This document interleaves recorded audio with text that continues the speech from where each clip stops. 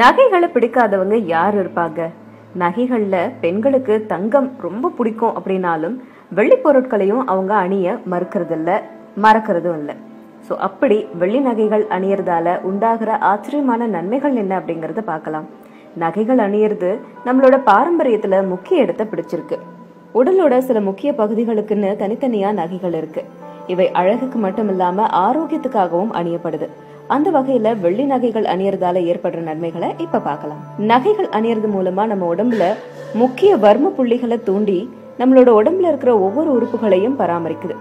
வெப்பத்தை குறைச்சு உடலை குளிர்ச்சியா வைக்க தங்கம் மட்டுமே ஏற்றுது. தங்கம் எப்பவுமே நம்மளோட உடம்ப தொட்டுக்கிட்டு இருக்கிறதால நாளடைவுல உடலோட அழகு அதிகரிக்கும். ஆபரணங்கள் அணியறதால நோய்கள் மறைமுகமா கட்டுப்படுத்தப்படுது.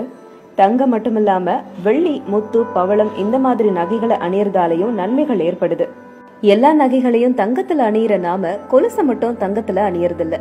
அதுக்கு முக்கிய காரணம் என்னன்னா, தங்கத்துல மகாலட்சுமி குடியிருக்கிறதால அதை கால்ல அணியக்கூடாது அப்படிங்கறதுதான். கால்ல அணியிற எல்லா நகைகளும் வெள்ளியில தான் அணியணும். வெள்ளி நகைகள் நம்மளோட ஆயுள விருத்தி செய்யக்கூடியது. நம்ம உடலோட சூட்டை அகற்றி உடலுக்கு குளிர்ச்சியை தருது. குழந்தைகளுக்கு அதிக முத்துக்கள் கொண்ட கொலுசு அணிஞ்சு விடுவதால அவங்க இருக்கிற இடத்த எளிதில அறிந்துக்க முடியுது.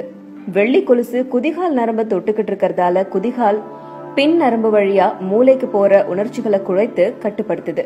இந்த மாதிரி வெள்ளி அணியறதால பல நன்மைகள் இருக்கிறதாலதான் இன்னமும் வெள்ளிக்கு உண்டான மவுசு குறையாம இருக்கு. அதே மாதிரியே கால்கள்ல எவ்வளவு பெரிய பணக்காரர்களா இருந்தாலும் கொலுசோ இல்ல மெட்டியையோ வெள்ளியில அணியிற பழக்கம் இன்னைக்கு வரைக்கும் எல்லார்கிட்டயும் இருக்கு.